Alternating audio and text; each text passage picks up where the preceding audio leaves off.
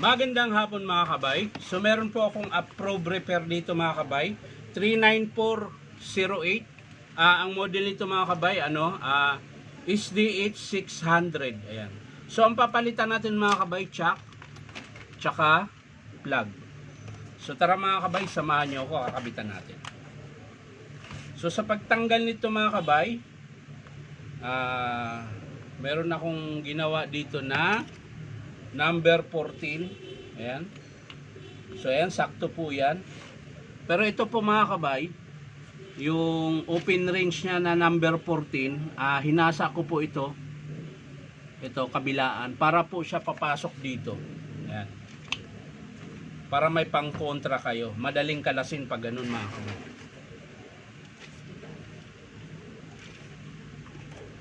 Ayan. Pag kinalas yung mga kabay, ipitin nyo na lang ng vice grip. Ayan. Tapos, ayan. Kalas na. Nga lang, yung screw mga kabay, hindi ko yata nakalas. Kaya kumukontra yung screw. So, anuhin muna natin yung screw. Ayan, may screw nga sa loob mga kabay.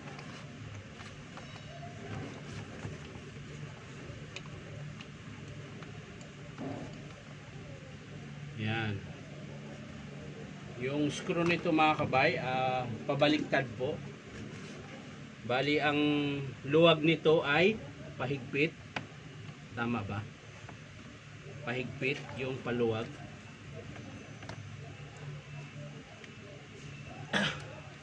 Tigas Alam mga kabay. So mga kabay, nakahanap na po ako ng pangtanggal dahil low thread na po yung dulo. Ayan.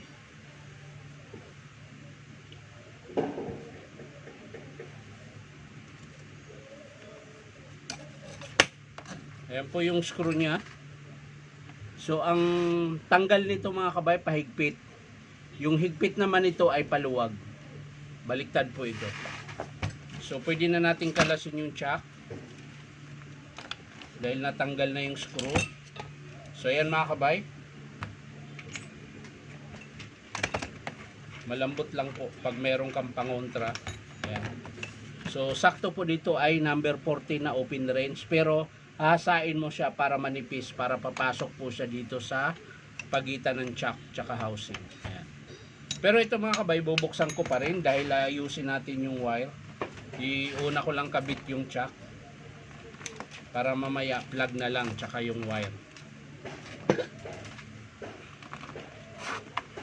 Okay. Ang talas ng kutsilyo mga kabay.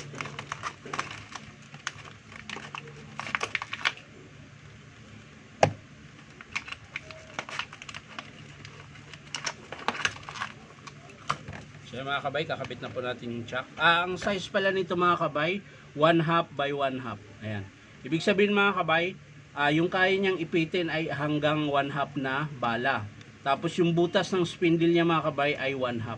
Ayan. Kaya po siya tinatawag na 1/2 by 1/2. Meron din po kasing chuck na 1/2 by 3/8. Maliit yung butas nun mga kabay. So kakabit ko na mga kabay. Ayan. So higpitan natin. So yung paghigpit nito mga kabay, kahit ito na lang. Ayan. Kahit naman di gaano mahigpit ito mga kabay dahil meron siyang lock, okay lang. Ayan. Saka natin ibalik yung screw. Ayan. So yung pahigpit nito mga kabay ay paluwag. Ayan. Pahigpit ay tama ba? Yan. Ayan, humihigpit na siya. So, ang pahigpit niya ay paluwag. Ayan. So, okay na siya mga kabay. So, ang next natin gagawin ay bubuksan ko pa rin yung unit para ayusin natin yung kanyang wiring. Dahil yung kanyang wiring ay buhol-buhol. Wala na yung pangtanggal natin. So So yan mga kabay, nahanap ko na ang kalas.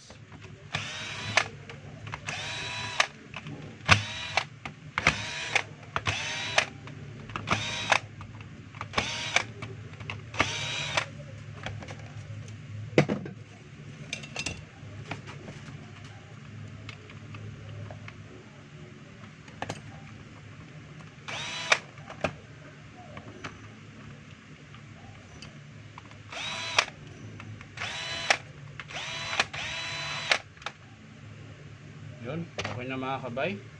So kakalasin na natin yung kanyang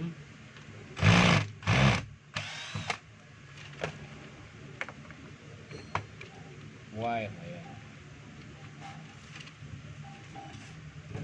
So yan mga kabay, nakalas ko na po yung lock. So tatanggalin na po natin yung sa switch para ikabit natin yung wire.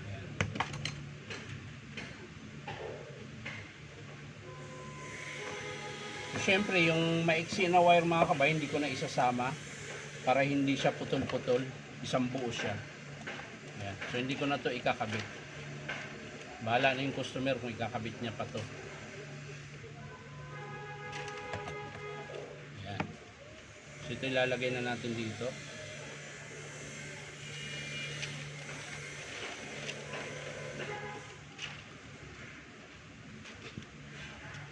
Ayan. So ito yung ikakabit natin mga kabay.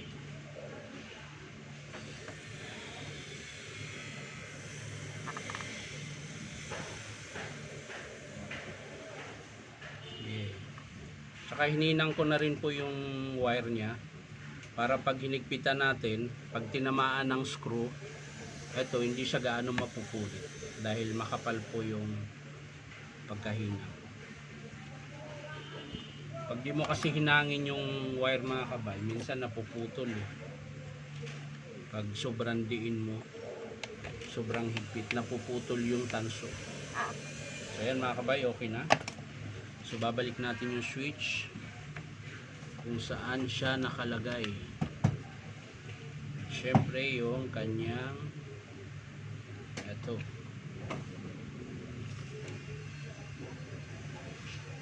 Ayusin lang natin yung wire na hindi siya maipit mga kabay.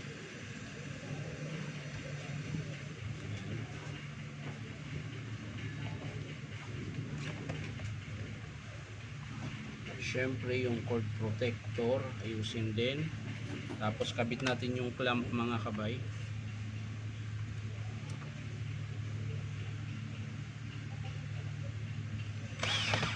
Yan. So okay na mga kabay. Ayan na po. Nakabit na natin yung mahabang wire niya. Ayan. Pagkahaba-haba. So wala na po itong dugtong mga kabay. Ayan. Kasi tinanggal na po natin yung pinakadugtong. So ito na ikakabit natin dito sa plug mga kabay. Ayan, sisikwatin nyo lang po ito. At luluwagan yung dalawang screw. Ayan. Tapos pasok na yung cord. Ayan. Tapos susukat nyo kung hanggang saan bago nyo po balatan. Ayan.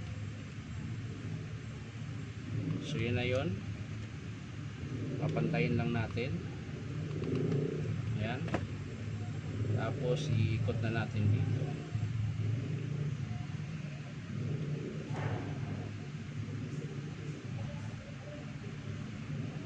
Ayan na.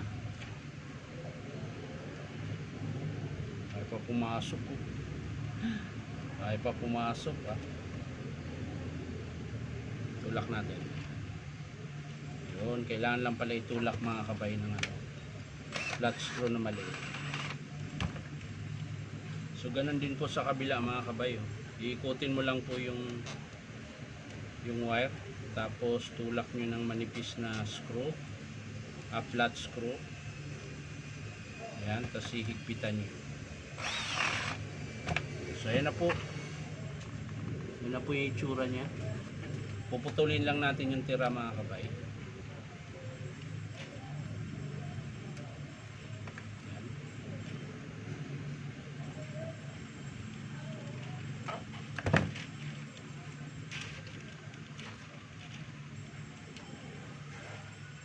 So okay na mga kabay. Ayusin lang natin yung wire, baka biglang. Tapos lalagyan natin ng konting mighty band mga kabay. Yan. Para hindi siya gagalaw. Yan. Para hindi siya iikot. Tapos lagay natin yung takip. So yan na mga kabay, okay na. So iti-testing na lang natin to mga kabay.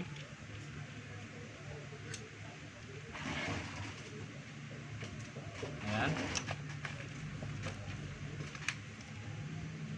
May mga ano pala mga kabay. Ayan. Sasara na natin. Hindi sumasabit Hindi na ayos yung ano niya mga kabay, yung capacitor. So yan mga kabay, tapos na po ako. So testing na lang natin bago natin isara. So okay na mga kabay, ipita na po natin.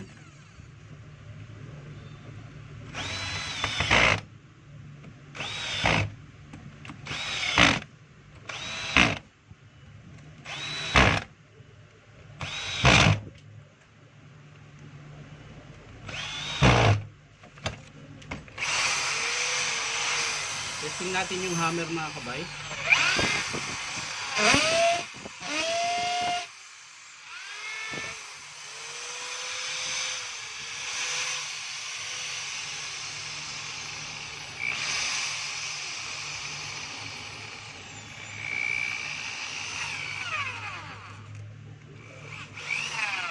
Reverse,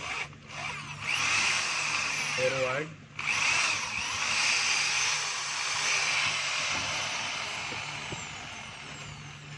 so okay na mga kabay, bali ang pinalitan lang po natin ay chuck tsaka yung kanyang plug. Tapos inayos din po natin yung wiring niya. Ayan, mahaba na po siya, mahaba naman talaga siya tinanggal ko lang po yung putol. Ayan.